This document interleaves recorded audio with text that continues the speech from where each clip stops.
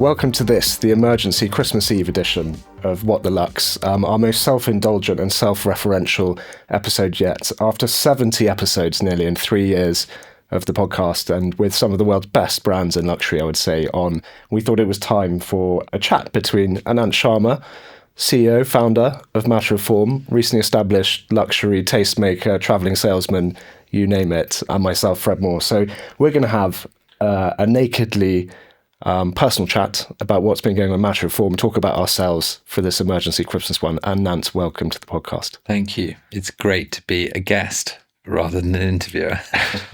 And also thank you, Fred, for the Guinness, because firstly, I've never had a Guinness in my life, so it's nice for this to be my first moment having one, and secondly, on air, and secondly, it's actually very sensitive of you to get me a 0% one, because, as you know, I've given up drinking for a year, but you are the sort of person who'd go out of your way to buy me a 5% one, knowing that. Do you know what? Of all the things over the last 3 years you've done, while this podcast has been going on, giving up drinking is an astonishing achievement, given your previous form on that. Yeah, so well done. So I wasn't going to give you a proper Guinness. There were a lot of indiscriminate Mondays. Yeah, we've all been there. We've all been there. You're still there. I'm still there. Yeah, so Anant, it's been a huge year for Matter of Form, exhausting in many ways. We've come to the end of it. What are a couple of the standout moments or highlights for you? But look, I love doing the podcast, firstly, and I love the fact that we take a real point of doing them face to face, because I think the body language and just being physically present changes the shape of the conversation. We prepare these like discussion guides, and I don't think you've ever followed one. I haven't read. I don't normally I'm not great at reading them, and I've never made it past question 2. And then I do the same outro questions, which are, even though they're the same every time, I forget and have to read. I feel so privileged to speak to these incredibly intelligent people, and it's humbling. And it's a fun mission when I travel to go and find a studio. We've got studios in every country now. Yeah. These days it's studios, not girlfriends, sadly. Thanks. Yeah. That's the sales strategy's changed. It's incredible. It's like, and it's made me a better listener, actually. And I wasn't a great one 10 years ago, and I'm now a better one because I've had to listen to me not listening. Sorry, what'd you say? Well, that's very funny. Yeah. Always got the gags. No, I mean, I think just to touch on the podcast started as a joke. Yeah, it was a joke. So I re-listened to the first episode today. I can't bring myself to, and it's amazing the people we've had on the podcast, I would say. Yeah, it's good. And it was your idea, and I couldn't even listen to myself. We come from a generation where it's not normal, wasn't normal to listen to yourself. It took me a long time to see myself on film. I couldn't listen to my own voice. It's like I had to break the ice with it. It was only by season 2 I was listening to them. I still can't listen to. So this is what I think some people will know you on this listening to this podcast. They'd be interested to know that you are not a narcissistic public speaker. You actually find it quite hard. I find it difficult. Yeah. I'm accidentally good at it, I think. Yeah. But it doesn't come naturally to me. Well, it doesn't come naturally to embrace being on stage. I just think one of the things, and what we do and what we work in, is that the world, I'd say at the end of 2025, the world is about as scary and upsetting, particularly in Europe, as you could get, but actually that applies elsewhere. And we do work in a kind of positive, joyful industry where people get together at conferences, have a good time. They've got plans. They've got things they're doing that are really interesting and benefit other people. So we're lucky, really. We're in the business of experiences, and the value of an experience is always valuable, because that's how human beings are wired. We're wired for adventure and to be curious and to explore. And I think it's been tougher in other parts of luxury. I think that the meaning of something that's mass manufactured, that's expensive because of its status, I think that's a harder sell than it used to be. And so I think the inside has become more valuable than the outside, the story and the provenance. And I'm going to say this, but it sounds a bit weird, but I feel like human beings always value the suffering of other human beings. And I don't mean that necessarily in a negative way, but I think you need to know that someone else has made a sacrifice for something to truly value it. And I think if you really unpick everything, that's why like an Hermes bag is more valuable than a mass-produced one, or why something made in one country might feel less valuable than something made in another, because there's like an opportunity cost that exists within the thing, and then a soulfulness that's born of the sort of the skill and craft that's like pass from one generation to the next, and then like within the thing. And I think all of those things, what I really enjoyed about this year is,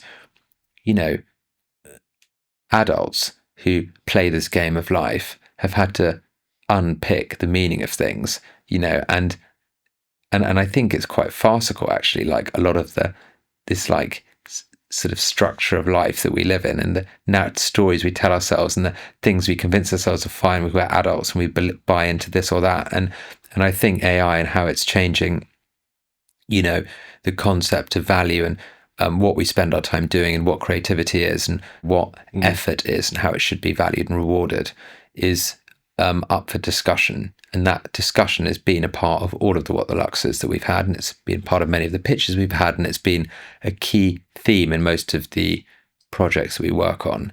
And the meaning of value and the context, how things become personally valuable to individuals and how it makes them feel differently has been something that's been very interesting to explore, both from a psychological perspective, from a sensory perspective, from a physical experience perspective, and for me, that's been a journey because we started digital. When we began as a business 16 years ago, we were in the business of innovation, and innovation was digital. And now, ironically, it's all flipped, and innovation is about the senses and slowing down and storytelling and storytelling and getting people to engage their attention, because we have more attention available than we give each other credit for. But luxury provides a medium that warrants attention because people place a premium on it because they've paid for it. Yeah. So I listened back to that first podcast, like I say, 3 years ago, almost to the day. And that would be the consistent theme. I would say about a quarter of that podcast was taken talking about scarcity and value, a fascinating topic. One you are going to write a book on. I've been a bit disillusioned about... you're not going to write a book on it? Well, I've sort of written 2 chapters, but it's difficult to motivate yourself to write things like books at the moment because of AI. Yeah. And I find that, something that does trouble me is the inability for many people to discern between what's human written and what's written by AI. And, we all struggle with different parts of what AI achieves, probably based on when they threaten our own skill sets. So I enjoy writing. Totally. But I also believe that we've used technology to create time in life to connect with each other and spend more time with each other and be creative, and that maybe that's a highfalutin belief I have, because not everyone wants to go and be creative, frankly. Yeah. People just want to relax, and there are many ways in which people want to spend their time, play sport, compete, whatever. But I'm a creative person, and so for me, that's one of the key, I believe that human beings are fundamentally creative creatures. And so, but I think also how we communicate is key. And I think when you create this layer of obfuscation between each other, and that becomes like machine made, I think we lose something really fundamental, which is...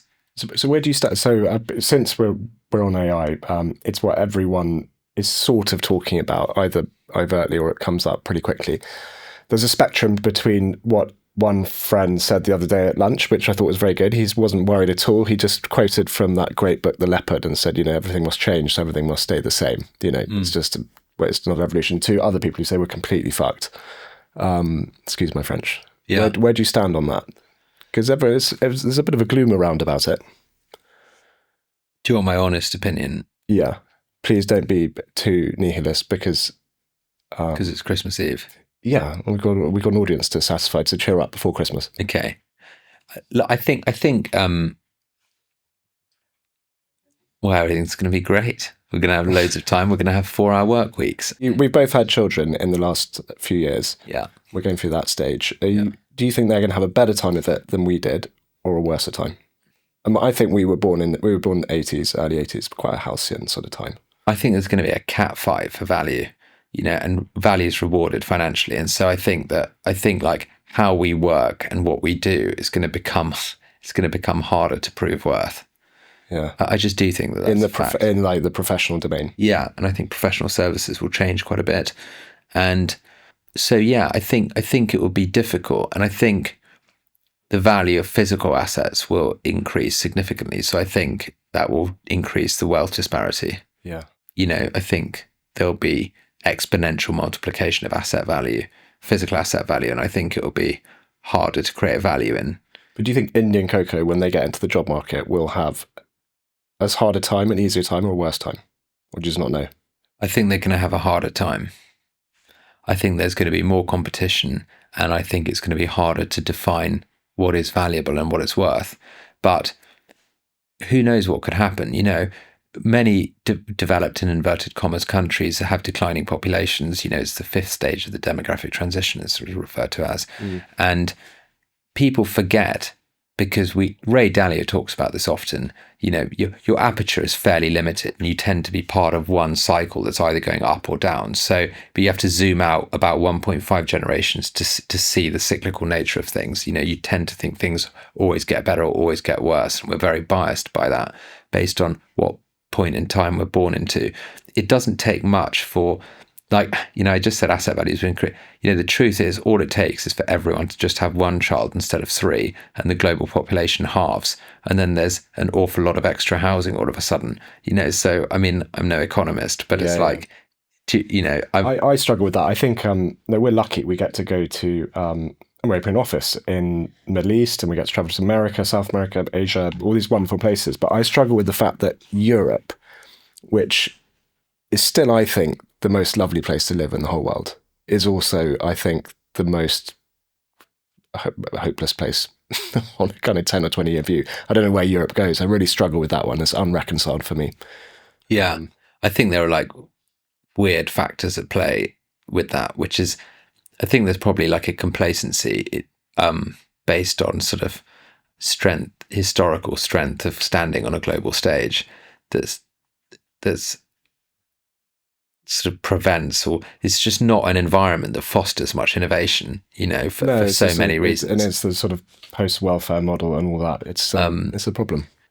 But the truth is, I think it's we've also created a world that doesn't necessarily promote conditions for living well. It promotes capitalism and as a result hyper-individualism. And it's if life is just about business and throughput and success is increase of GDP and more stuff being made to fix problems, then yes, there are other countries probably do that better at the expense of culture and the expense of what it means to live well, and so we're buying those as luxuries now, what it means to live well, but it's not standard. It's not the baseline. It's not living life well. That's become a premium product that you buy off the shelf. Yeah. I'm really enjoying, by the way, just the rambling, random nature of this podcast. I'm not sure many other people will, but we'll still release it. Perhaps people are getting insight into the Match Reform office on a Friday afternoon. So I went back to that podcast today, and actually the same 4 questions we ask all of our guests, which is good actually, because you get a sense of some themes over 70 podcasts. But can you remember the answers you had to those questions? And I've no idea. I haven't even listened to it once. Well, that was honestly in a period of time where I thought it was just far too cringe to listen to the podcast, and now I can listen to them, but I can't watch them. Yeah, I'm the opposite. That's because you're a narcissist. So the answer to the first one, you said the thing that annoys you most about your industry. Can you guess what you said? No, I really have no idea. What would you say now? Ooh, what annoys me about our industry? I think sometimes we can overcomplicate things that are very, very simple. Mm-hmm. And I think sometimes we can make light of things or treat things far too simply that actually there's a depth of complexity to that we can be quite sort of in our tunnel about. So that slightly annoys me. And then look, I see Match Reform as part of the luxury and experience economy industry, mm-hmm. which is an industry I love. We're probably a bit detached from the marketing and advertising industry. And thank God. Yes, thank God. I mean, it's an industry I love. I love advertising. I say that only. I love big ideas because of the problems that industry. The problems, exactly. Yeah, not because of the. We're only a couple of weeks off the 4,000 layoffs in the big holdcos, right? So, yeah. But I think people can take themselves quite seriously. And honestly, the one thing I have a huge amount of pride for in the culture of Match Reform is And when people come from the advertising industry into Matterform, because we hire from all sorts of places, they're not just from the luxury. In fact, barely no one comes from the luxury industry. I think what I'm proud of, and you're so good at doing, and hopefully I am as well to some extent, probably not as much, is being self-deprecating enough to force other people's edge to come off as well. I think like when you humiliate yourselves and everyone around you, you create a fairly open environment, and actually that breeds great work. Yeah, isn't that what a learning in life when we meet these amazing people who've created these businesses or run whatever these businesses. They are so humble on the whole, with a few exceptions. Yeah, I've been humbled this week. I've had this week. I've got more than ever to do, as everyone does in the last week before Christmas, and for some reason I'm sitting here in a Christmas jumper talking to you. But that aside, I've been traveling a lot, and so Molly, our poor EA, has been rescheduling everything into this week, and obviously things that are important but they're not vital. And so what's happened this week is I've basically been in a therapy session back to back with people who need advice, and I've just basically listened non-stop from like 7:30 a.m. yesterday. People have been coming into the office and with career advice. A wonderful lady who she wrote about it on LinkedIn today, actually. So I think it's okay for me to say, wanted advice for her ADHD daughter. Yeah, our mutual friend. Yeah. Mutual friend. Someone else wanted to move from a big fashion brand onto agency side. The CEO of a major fashion company wanted to move into hospitality. I've basically just been listening to people, and not just that, also sort of, people who've just graduated, who are just deeply confused about what their future might look like, and, where they can build their career that's going to be valuable. And it's been a searching, because I have to have the answers actually, and actually it's just made me ask myself some questions so it's just been a very anomalous, strange week of all of these meetings that have just been kicked a bit down the line for the last 3 months because of last minute travel and priorities and that type of thing. And actually it's quite a nice bookend to a year, I think. It's a nice way to finish, actually. It feels oddly like there's a bit of giving back in a not hugely proactive way, but at least listening and attempting to help people. Really interesting. What you actually said, by the way, just to get back to the initial thing, was the thing that wound you up most was, if you take our business model, was agency bullshit. So I sort of think that's ended, really, because our whole wider business ecosystem's been so humbled by AI and stuff that I think that's finished. And the second was like overly buttoned up luxury, so you sort of pointed to both those things. The second question we always ask people, which you always forget to ask, is what most concerns you about the world we're leaving our next generation? Can you remember what you said? No, but I'm delighted that you noticed that I always forget to ask that question, because that means you actually listen to the podcast. Not all of yours, most. Enough to be able to say that with some statistical accuracy. Some. The world that we're leaving the next generation, it's how we connect with each other. Yeah, exactly. That's interesting. So you've said exactly the same thing 3 years later. Really? Yeah, that's what you said. I think most people are worried about that. I think but we did the first year of the podcast, and everyone, so I would bang on about this, a bit boring, but everyone's was around environment and sustainability, which was just obviously like a huge concern of everyone. And then it suddenly flipped. Funny how people aren't talking about that as much. It flipped a year in to almost nearly like 90-95% of all podcasts of people saying something. Did you ask what the Luxe GPT that? Yeah, exactly. What the we have one, by the way. It's great. They say a riff off technology, connection, distraction. As part of my therapy session, part of me listening to people, the one I spoke to someone, and he was talking to me about his daughter, and he was saying, she's beautiful, 18-year-old daughter, and I think she might have even been older. I can't remember now. Maybe she was at university, so probably 20s. He said that she'd never had a boyfriend. And he was talking about how worried he was. And he was like, he would watch the guys, like come over to the house and their parties and things like this. And, he was just like, they're just getting it so wrong. The courting process, they're just not on it. They don't understand how to do it. I mean, not as wrong as I got it. You've been a disaster always. I've unfortunately had to follow your dating career, and thank God Izzy's taken you in, because, it wasn't pretty when you were single, but. And I remember those days. God, it does seem like a long time ago. But in his daughter isn't coy or shy, but the entire process of courtship has become terrifying because it's too recorded, so many reasons, too filmed, too this cancel culture, the digitization of interaction. And there's a phenomena in South Korea. It's called hikikomori, and it's what happens when people can't make eye contact with each other. And actually there's a whole thing that is sort of therapy center of people who'd spent so long playing video games that actually they'd lost the inner confidence. If you don't have inner confidence, you actually can't look someone in the eye. It's actually one of the hardest things to do, to look someone else in the eye when you don't feel good about yourself. It's a funny thing, human beings, we're so that you can't. We're not so dissimilar from animals. Yeah. So obviously, 70 episodes in, and as stated, like, we've been very, very lucky to speak to some of these people. Are there any conversations that have really, really stayed with you from those 70? Unfair to pick out a favourite, but are there one or two that you can highlight? The ones that stayed with me were the ones that are a bit different. So talking to Jeff Staple, he's the guy who designed the Nike Pigeon sneaker. And that sneaker and the pigeon was like a symbol of New York. Mm-hmm. Maybe it became a symbol of New York as a result of the sneaker. I can't quite remember now. But this guy, when he launched the Nike Pigeon sneaker, there were riots in New York. And what I think is interesting about it is it's when skate culture suddenly went mainstream, and now it's like luxury. And now you see all of these like urban cultures like make their way into like the world of luxury and get adopted as status symbols. But it was like a moment in time. It was when like people at the skate park, it was suddenly wearing shoes that all of New York wanted. And they're throwing, it wasn't good. They're throwing bricks through windows. It was it was a problem. I like that one. I like the one that you did with the founder of Dishoom. Cavi. I think it's funny because like everyone's just talking about it the whole time now, because it's become like a study in behavioral economics. Like, the mukti, you roll the dice for like loyalty.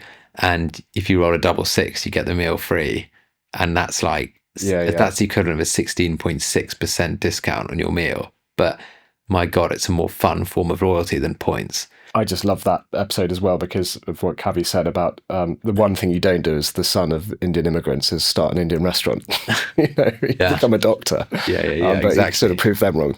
Yeah. So I like those ones. Look, I like talking to Marek Reichman. The guy has designed every Aston Martin for the last 15 years. Yes. He goes to the pub on a Sunday and has a pint with Norman Foster. They made the Route Master together. This guy it's like talking to Johnny Ive. Yeah. And his love for design was like forged in like a blacksmithery. He grew up in the black country, like, but with his dad who's and then he's gone. He's turned that like heavy industry into like beautiful design, but with a sense of what it takes to actually build as an OEM, like stuff that's fairly hardcore. And so I enjoyed talking to him a lot. I went down actually trying to find the first episode and scrolling down the Spotify feed or whatever you call it.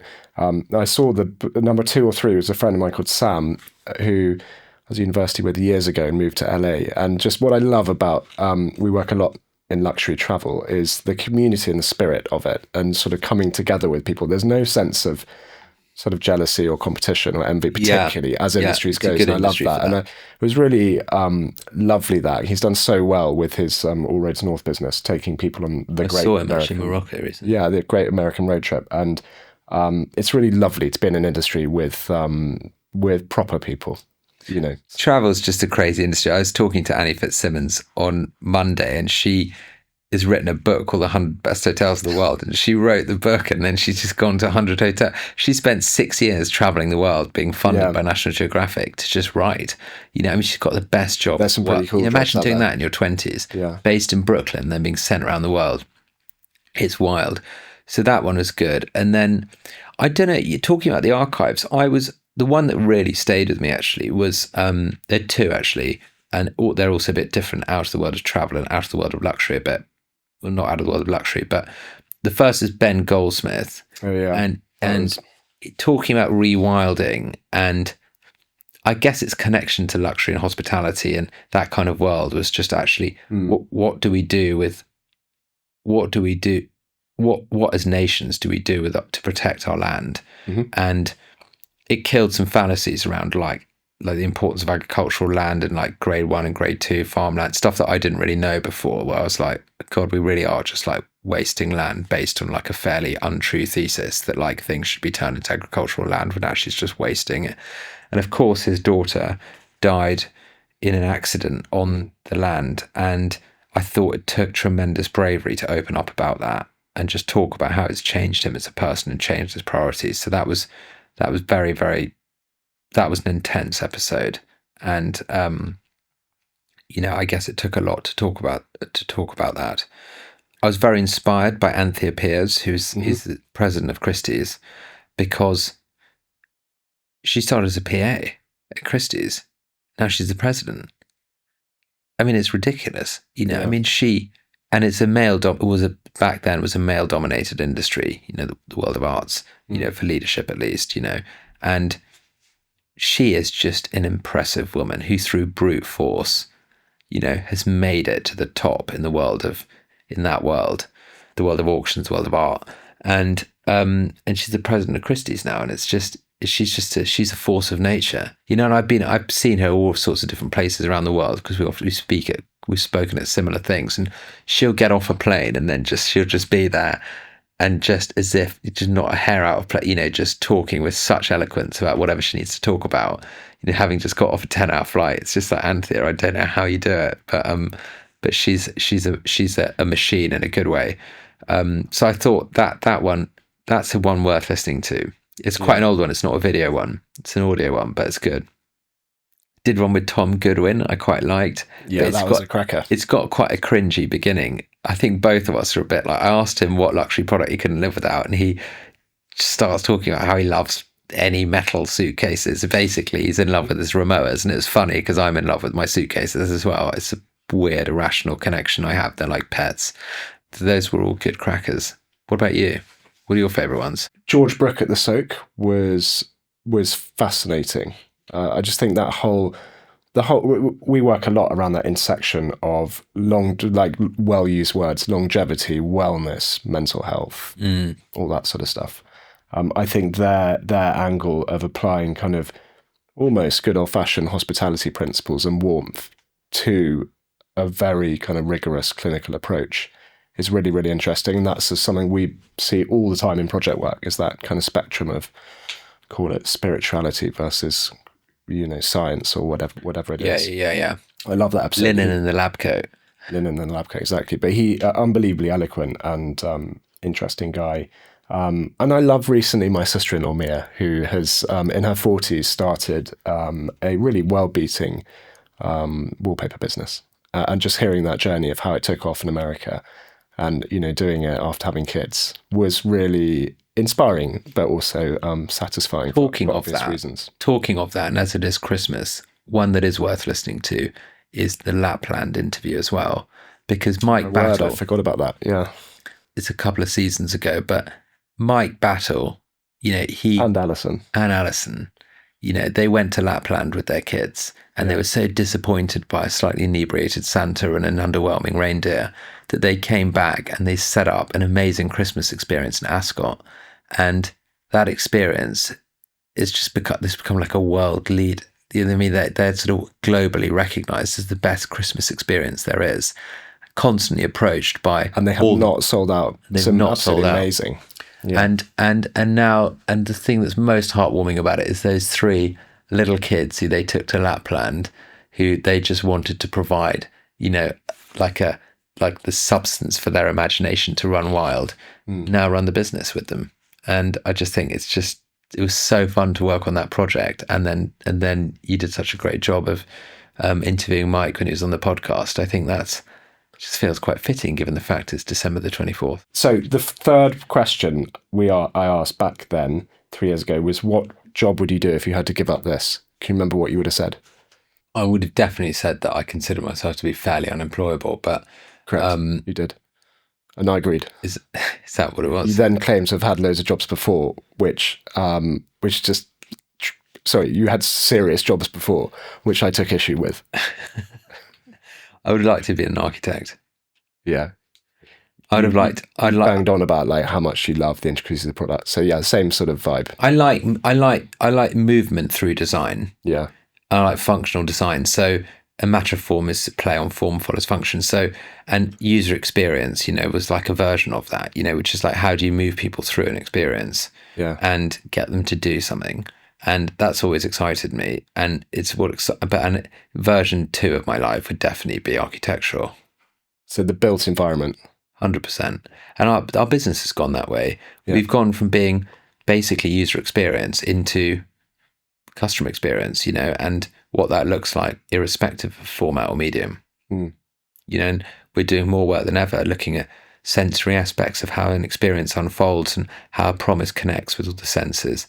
And I think that is going to be vital in the world where we have stripped those physical environments out of the everyday. We talk about it the whole time, but if you can Uber everything, figuratively speaking, into your home, then you need third spaces to then go and connect with others. And those have become luxuries on the whole, because there isn't a community centre anymore. There isn't. I was talking to Ollie Bengo from Coco. This guy's given a stage to everyone from Amy Winehouse to, everyone. Yeah. He knows everyone. But he was saying how, because those community space, there's so much serendipitous kind of like scouting that happens in those venues that are given to local communities where like the Gallagher brothers played or like, and then the happenstance that's happened off the back of that's then resulted in Nebworth or whatever, and they don't exist anymore. The Cavern Club in Liverpool. They don't exist anymore, and that's not third space, but like it's a form of it, isn't it? It's like, where do we congregate? It's an issue.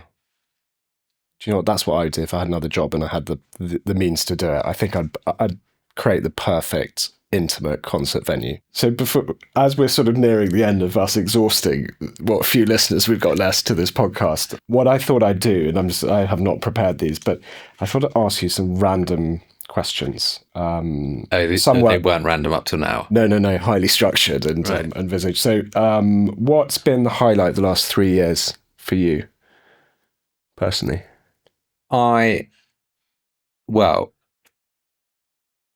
Let me say this. I think the business we're in, which is, it sounds so cheesy, but I feel like we're in the business delivering like happiness and better emotion. Mm-hmm. And luxury can be fairly non-inclusive. Is that a word? Yeah. It's not like it's expensive, and there's negative connotations to that, but it's also, in this world today, the luxuries are the things that actually just afford you time to slow down and appreciate things. And I think that feels like a noble cause in a world that's over-optimized. So I've enjoyed the increasing importance, in my opinion, or the worth of what we do. And then I've enjoyed coupling that with behavioral economics that we bake into our work, because I like the psychology of, like, I'm interested in why two people can be sitting in the same room having a different experience. And I'm interested in how brands can help reshape how people see things and how people feel things. And that's just endlessly fascinating to me. So I've really enjoyed that. I think like we've emerged as like a global leader in what we do. I do think I'm really proud of that, and I think it's like becoming fairly indisputable, and especially like we do. I am honestly not as much of a narcissist to say that. And I do sort of think that's sort of, and that's really nice. No, and it's nice to do it while being sort of fairly humble, I hope.